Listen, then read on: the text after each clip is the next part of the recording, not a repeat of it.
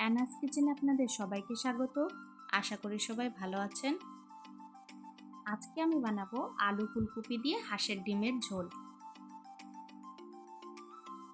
প্রথমে মিক্সি জারে একটি পেঁয়াজ ও একটি টমেটো দিয়ে পেস্ট বানিয়ে নিব।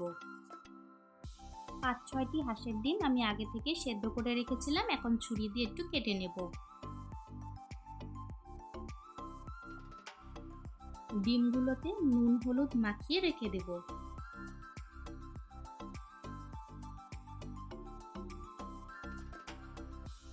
ডিমগুলো ভাজার জন্য কড়াইতে পরিমাণ মতো তেল দিয়ে দিব।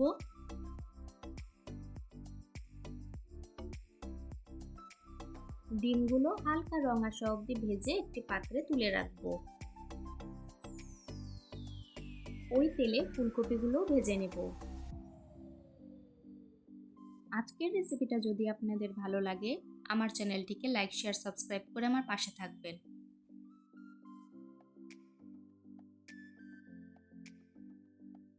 ফুলকপিগুলো হালকা রং আসা অবধি ভেজে নিয়েছি। ফুলকপিগুলো তুলে রেখে সামান্য একটু তেল দিয়ে দিব। তেল গরম হয়ে এলে জিরে ফোড়ন দেব। এখন আলুগুলো ছেড়ে দিব। আলুগুলো হালকা ভাজা হয়ে এসেছে, এখন একটি মিডিয়াম সাইজের পেঁয়াজ কুচি দিয়ে দেব।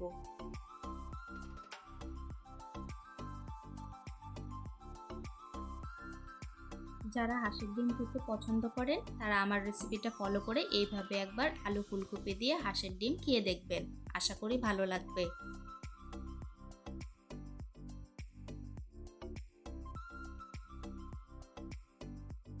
স্বাদ মতো নুন দিয়ে দিব। মিক্সিতে করা পেস্টটা দিয়ে ভালো করে কষাতে থাকবো।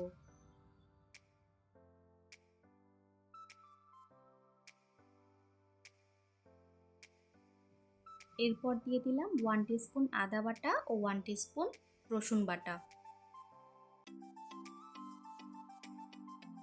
সবকিছু একটু সময় নিয়ে ভালো করে কষিয়ে নিতে হবে, এতে করে কোনো কাঁচা গন্ধ থাকবে না।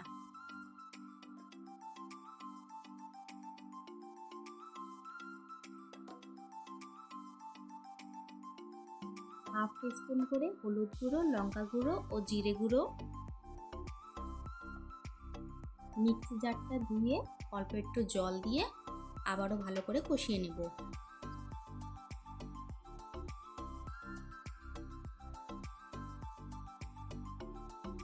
মশলাগুলো দিয়ে তেল ছাড়া অবধি কষাতে থাকবো।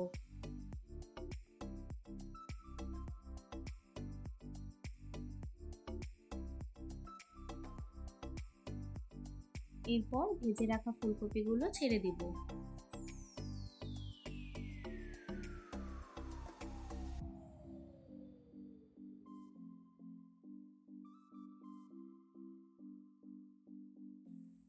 ফুলকপিগুলো দিয়ে মশলার সাথে ভালো করে মিক্স করে নেব।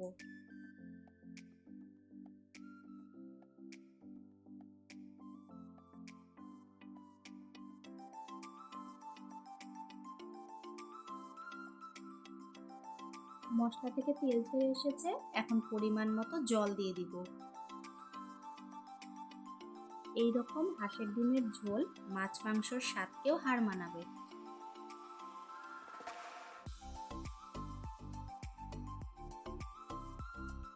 এরপর ভেজে রাখা ডিমগুলো ছেড়ে দিব।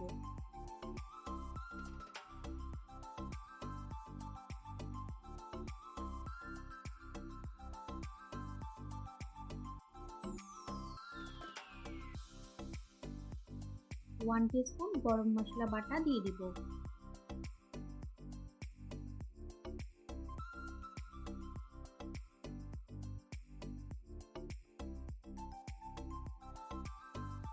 গরম মশলা বাটা দিয়ে 1 মিনিট মতন ফুটিয়ে নিলে তৈরি হয়ে গেল আমাদের আজকের রেসিপি আলু ফুলকপি দিয়ে হাঁসের ডিমের ঝোল।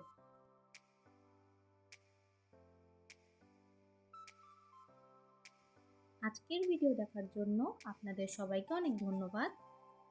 সবাই খুব ভালো থাকবেন।